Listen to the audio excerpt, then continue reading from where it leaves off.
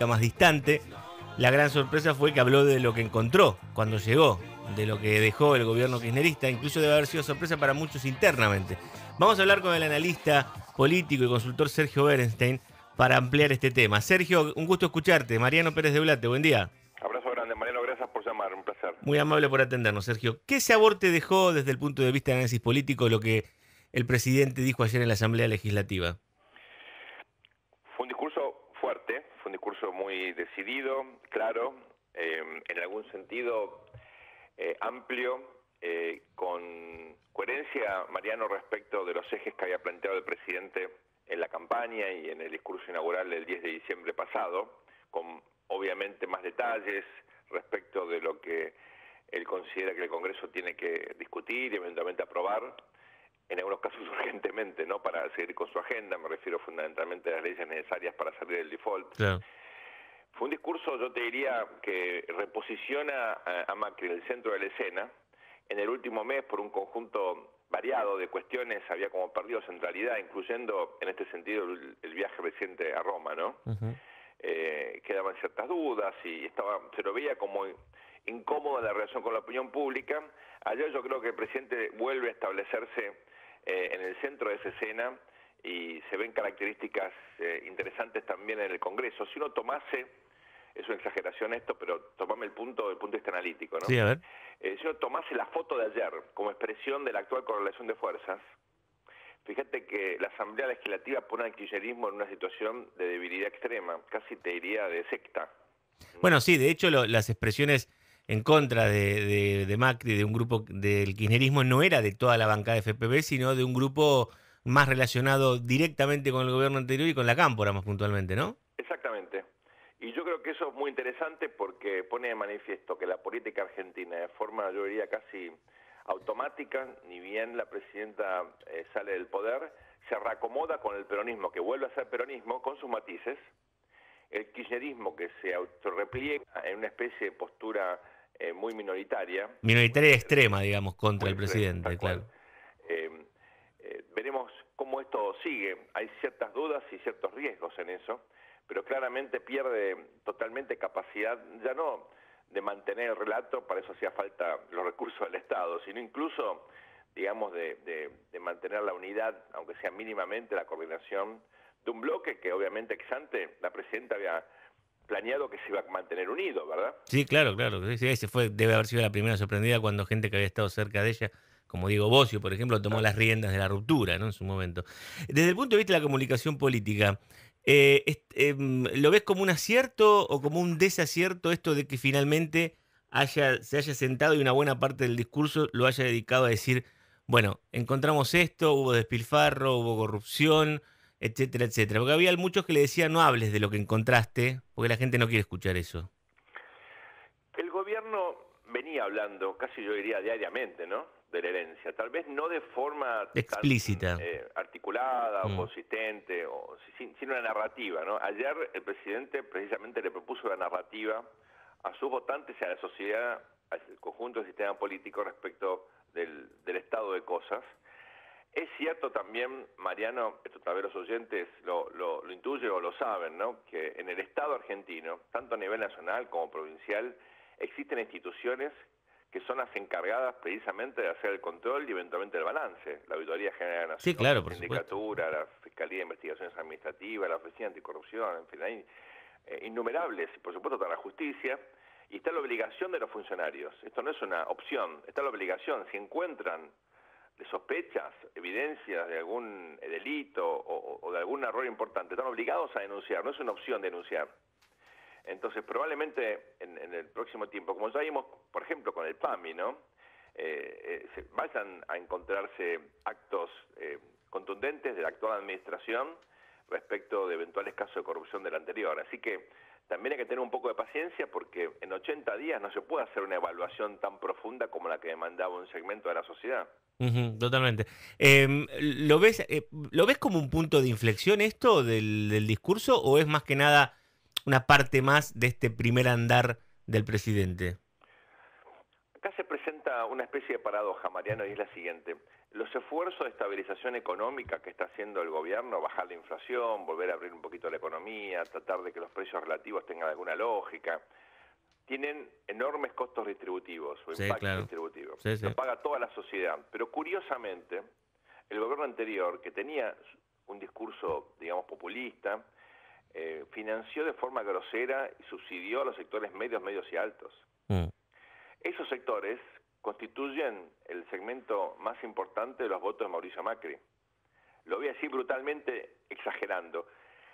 El ajuste lo está pagando el votante de Mauricio Macri, fundamentalmente. Claro. Entonces, yo creo que lo que hizo el presidente ayer fue darle un mimo a esos votantes que están experimentando que se profundiza la recesión, sobre todo en bienes durables, preocupados por la inflación, por los ingresos, por el desempleo también. A esa gente el presidente le dijo, no, mira, es cierto, recibí un desastre, este es el desastre que recibí, y en parte por eso te estoy pidiendo que hagas un esfuerzo superior, primero porque estás mejor que el promedio, y segundo porque el anterior gobierno, que no te gustaba, te regaló un montón de plata. Claro, claro. Bueno, el kirchnerismo reformula ese relato diciendo que si hay un ajuste, que hay un ajuste, en realidad pasa por los trabajadores, ¿viste? Allá los carteles decían basta de despidos, una serie de mensajes vinculados a decir que el ajuste en realidad lo están pagando los trabajadores.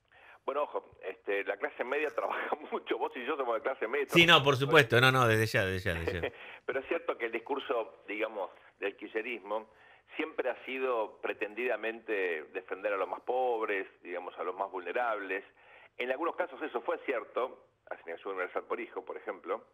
En muchos casos, la verdad que hubo transferencias ridículas de ingresos a sectores medios, medios altos. No estoy hablando de negocios con amigos, estoy hablando de, por ejemplo, subsidios al transporte o a la energía, etcétera. La energía, ¿no? Esos fueron, digamos, regalos que permitió que alguna gente se tomara un par de días más de vacaciones, o regalos de dólares para que la clase media veraneara en el exterior, incluso en cuotas, cosas absolutamente absurdas que hoy estamos pagando, digamos, los zafarranchos del pasado es lo que nos cuesta hoy. Todo el ajuste de hoy es lo que no pagamos en el pasado cuando parecía que era fácil hacer todo eso. Y la clase media fue la que más se benefició en términos relativos, ¿no? Te hago la última, no sé si tuviste ver a María Eugenia Vidal hablando. En el momento no pude, grabé el discurso y la escuché después, bien. Y obviamente fue un discurso aún más fuerte que el de Mauricio. Sí, ¿no? sí. Bueno, ella arrancó ya del primer día que asumió diciendo que había encontrado un desastre en la provincia, pero vos sabés que acá también había, yo medio que escribo bastante de ese tema, claro. Había como una situación de que muchos le decían que no tire el bombazo, sobre todo con los números de la economía y de las finanzas. Bueno, finalmente lo tiró. ¿Crees que fue un mensaje como para consolidar una imagen de ella como una mujer enérgica en detrimento de los que la llamaban Heidi y demás? Yo creo que la llamaban Heidi no la conoce a María Eugenia Vidal. Claro. Ella tiene tal vez una imagen un poco angelical y que puede verse a la distancia como ingenua, pero obviamente cuando la tratás y cuando la ves gobernar, esa imagen desaparece, yo diría, automáticamente. Me parece que la provincia es el principal obstáculo o problema para el gobierno nacional en términos de que generar gobernabilidad allí, tratar de que la provincia se ponga de pie después de realmente la situación heredada y con una economía que nacionalmente tampoco ayuda, digamos, la provincia no puede recuperarse mucho más que el promedio porque es el 40% del país, ¿verdad? Claro. Creo que en conjunto constituye el principal desafío para el gobierno de Macri, y María Eugenia, obviamente, como la gobernadora, es ahí una pieza fundamental. Y fíjate que una de las noticias políticas de la semana, obviamente después del discurso de Macri, lo que pasó en tribunales con la declaración de Stiuso quedó tal vez un poquitín marginado, pero es muy importante, es que Sergio Massa y Margarita Stolbizer están comenzando a coordinar esfuerzos dentro y fuera del Parlamento. Tenemos elecciones a senador el año que viene. Y si yo te hiciera una pregunta, vos conocés la provincia como nadie, ¿quién es el candidato de Cambiemos a senador o los candidatos en la provincia de Buenos Aires? A ver, si me apurás hoy, yo te digo sin información, te digo que pueden llegar a utilizar el apellido Macri con Jorge, claro. Algún aventurero puede usar el apellido Manes, claro. Y algunos te dicen Sergio Massa, ojo. Claro, bueno, Sergio Massa aparece como candidato del gobierno, claro. O por adentro o por afuera, claro. Pero como candidato opuesto, ¿no? Mm. Naturalmente, Margarita Stolbizer es también, digamos, por definición, una candidata... No, Sí, la del progresismo, digamos, la del radicalismo, centro izquierda. exacto. El radicalismo, excepto Manes, carece de figuras. Totalmente. En principio, Sí, sí. uno puede pensar que Ricardo Alfonsín tal vez No, pero carece de figura, yo carece de figuras. coincido. Y fíjate qué curioso. Si uno no trae el apellido Randazzo a la ecuación, ¿sí? Mm. El peronismo no tiene candidaturas naturales y el kirchnerismo, ni hablamos de ellos, digamos, ¿no?